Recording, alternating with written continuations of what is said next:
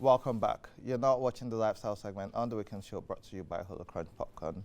Since 2011, the federal government of Nigeria has been trying to push for a cashless policy. This has not come without some pushbacks, but it also had some positive implications.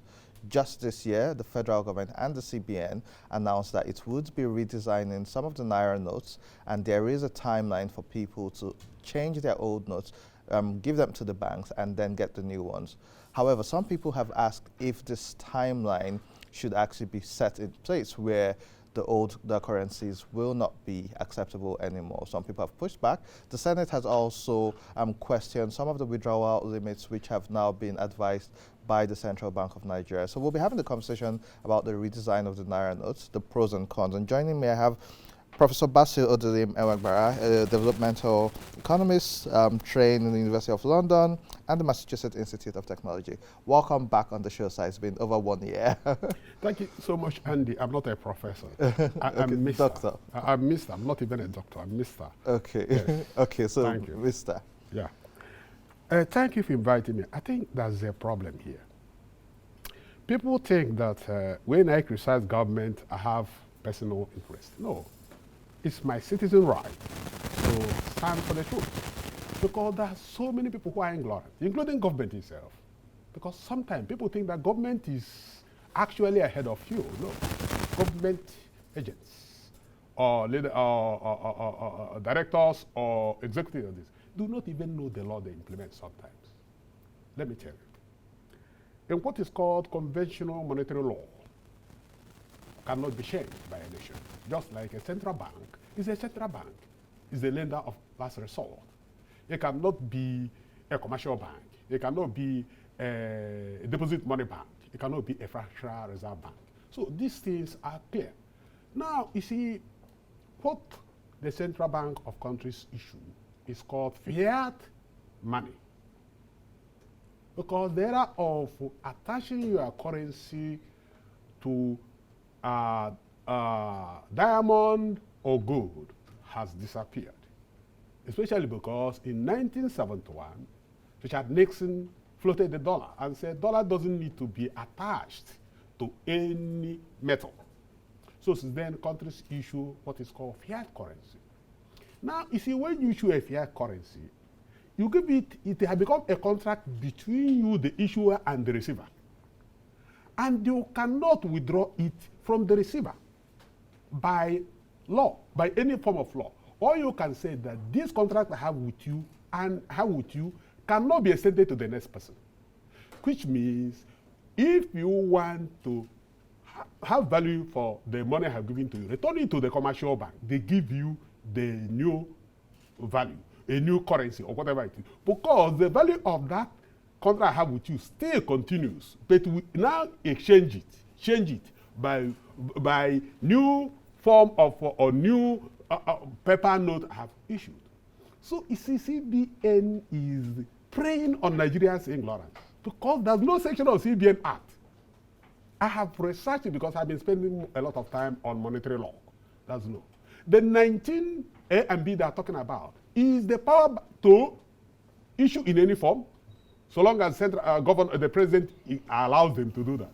But there's no way it is stated that you have the right to terminate the value of the currency.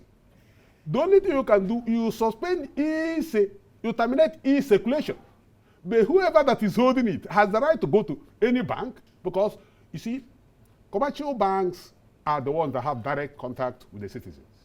Central bank has direct contact with the bank, with the commercial bank. So there's no direct contact. So you return it anytime you have it. You want to return it. But you cannot exchange it with goods and services. And the commercial bank will take it. Let me tell you, in the United States, the dollar has its value until that can come. All you need to do, if you have a dollar of 1918, all you need to do is to go to the bank because nobody will not take it for you for goods and services. But if anybody wants it, you take. You go to the commercial bank and they return it. And the commercial bank give you, the only thing that you have lost the value because dollar of 1920 is today maybe 500 times what you have today. But that is their business and it must be collected. this issue of giving Nigerians the 31st to return the dollar and the naira is lawless. And let me assure you, by first week of January, I'm bringing the best Nigerian 5 senior advocates to sue CBN. So the CBN will come in court and show us the section of the law that permits it to say, you know what, you cannot return this thing and so and so date. No, you cannot use it. Does not mean you cannot return it. I've studied the law, the 2007 Act. I've studied the international, what is called conventional monetary law. There's no way it's taken. That's why during the Euro, so many Italians, so many French people who were using Naira and things, who traveled out of the, who have been, including people who have been imprisoned. They, when they got back, they carry the lira or whatever the currency, French franc, and go to the bank. They give them the newer value of that money in euro. The same thing with dollars. I can remain in Nigeria for 30 years and still keep my dollars. When I get to the United States, I go to the bank. If it's no longer the one currently in use, I go to the bank will pim, and give me the new dollar. It's not that they're no longer converting it. They're going to say, you have $20. This is a new $20. They withdraw it from me. So that's the law. I'm going to sue CBN. Okay, so we'll come back to that. I recall before the announcement of the redesign of the Naira, there was an article which said about 70% of the money in circulation in Nigeria, it's not within the banks, it's physical cash in circulation in the country. And so there has to be some positives about this Naira design. What does this Naira design mean for us Nigerians and as a country? This is a beautiful question, but you see, you ask the question the other way around. You have tried to put me to answer your question the way you want it. That is, you know, most of us that have been in academics and research, we know how to pose questions if we want the person to answer what we want. Now, let me put it this way. What you would have asked, why now? We'll come to the why now. Okay, you see, CBN will agree that we have to migrate. But which country is ahead of Nigeria in this migration? Show me the country. I'm talking about advanced countries. You cannot be ahead of your peers who are more advanced than you. There's no way you can do it. But the dynamics that work for some of them may not work for us. No, why should they work for us more than them? You think that America knows, Nigeria knows better than America, or Nigeria knows better than Europe, knows better than China, knows better than Japan? Let's face it. No, what makes them different from us? This is what is playing out. These guys think that they are smarter than you, but some of us are smarter than them. What they are trying to do is this. They have seen the future of currency or e-payment, and they want to hold it. That's why they came up with so-called e-Naira. Because they want to control the back end. They have already given contracts to fintechs that are actually their friends. Once they hold this in, they don't care again. It's their personal interest. It's not the interest of this nation. I'm assuring you, if they are saying it's not true, I want to appear on television with them. Let us argue this, because MFL and Buhari have interest. First, why not 10 years ago? Why not 5 years ago? Why not 2019 when Buhari was contesting? So that so-called vote buying will not take place. Why now? Why Buhari, who is living in 5 months' time, want to do this? Why? You see, these questions Nigerians must ask, because you can't just be deceived to believe that they have good intention before you look at the result. You look at from where did the person come to have the result. So I'm telling you, it's their personal interest. I'm 100% sure. It's their personal interest. These guys think we're stupid. They are. Remember that MFL wanted to be a presidential candidate. Is it not true? So if he was contesting, will he be also doing this thing at the same time? That's the question you have to ask. If he had been a presidential candidate now sitting, will he have the time to do it? Because he lost, he said, okay, now that I have lost, let me go for another project, which is e-Naira, which he abandoned when he launched it on 25th of October 2021 to start working on his becoming president of Nigeria. So that is that. This guy lost and said, you know what? My boss, Buhari said, hey, my brother, let's start this our own project. And they are starting it. They will have their way, but they will not have it as easy as they want. So, my question, and so you've answered my second question before the first question, which was the why now. However, the question about the redesign of this Naira, regardless of the fact that this is at the end of an administration and some of them have nothing to lose, and so they can actively do this, are there any benefits to the Naira redesign from your perspective as a development economist? Look. What these guys have done is just change the color. What I was expecting is if you go to US dollars, I don't know if I will say it here, US dollars has now microchips. So they dictate counterfeiting. And they dictate who is holding and where he's holding it. That's what I was expecting. If that was what was done, I would say fantastic.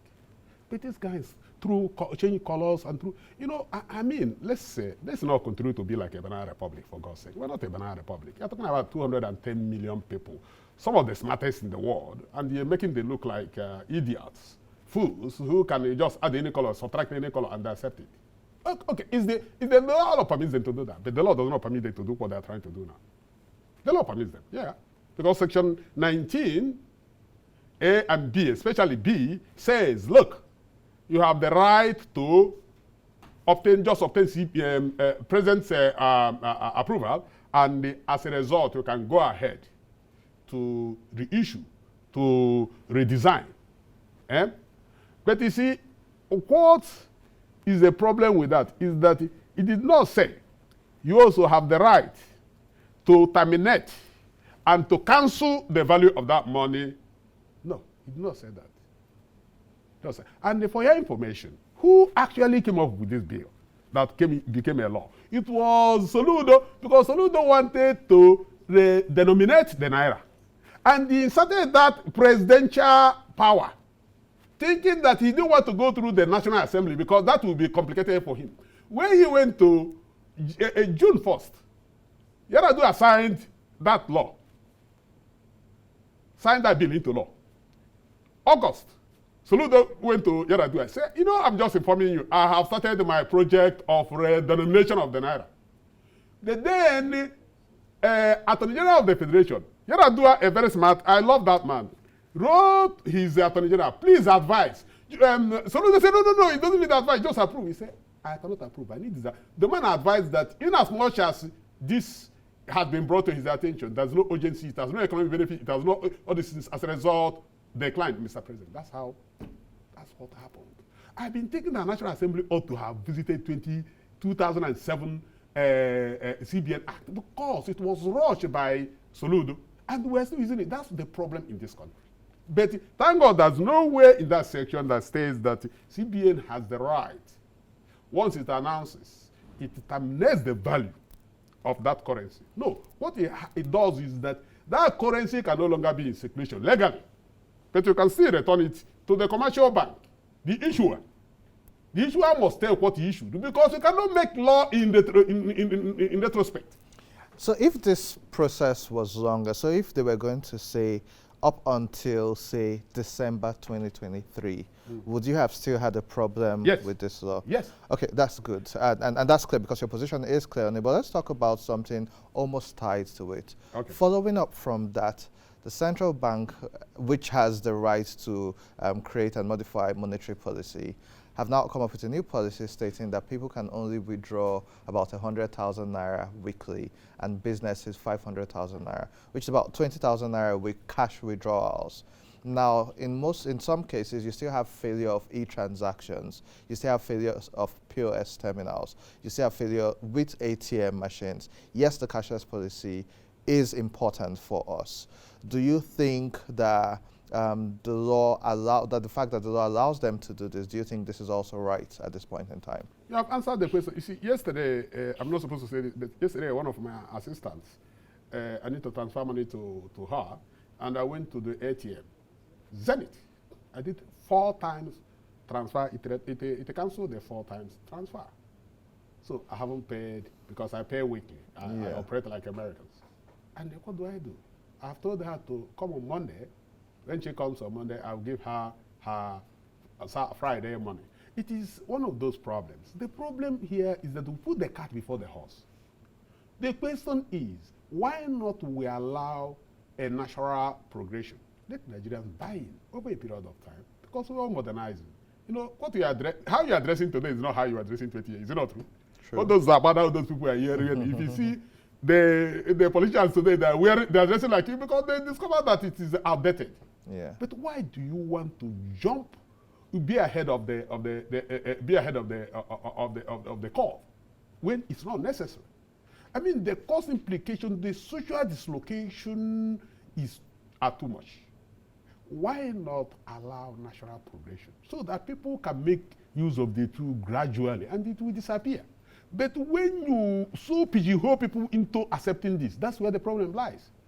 I'm sorry to tell you this. These guys are not doing it because of patriotism. They're doing it because they want to control the e-payment system, because they already control the back end. And you see, that what they are doing is unconventional, because commercial banks are the ones that are supposed to come up with their own payment system and present to CBN. CBN say, we approve, or we don't approve. We monitor it. But CBN now has presented its own payment system, and they ask the commercial bank, please integrate. So who is fooling who? So the question is that these guys think Nigerians are fools. And the MFLA, I'm going to sue CBN January. I'm putting together my decision so that we will go to court. They will show because you know what I like about courts? It's evidence-based. They will come to the court and say this is, then we start the interpretation.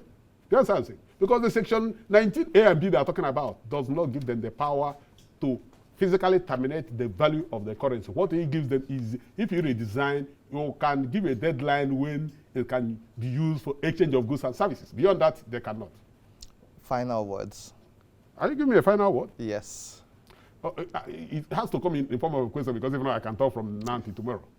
So, for Nigerians who, for instance, are having these issues and this complaint, how can Nigerians play a role in being involved in such policies? Because not everyone can take the government to court and to define some of these laws for them.